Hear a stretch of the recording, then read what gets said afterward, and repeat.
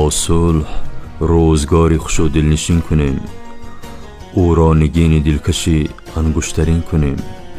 تا جای او به سینه بود زندگی خوش است، تا جای او به سینه بود زندگی خوش است. او را به جای خشم و غضب جاگزین کنیم، او را به جای خشم و غضب جاگزین کنیم.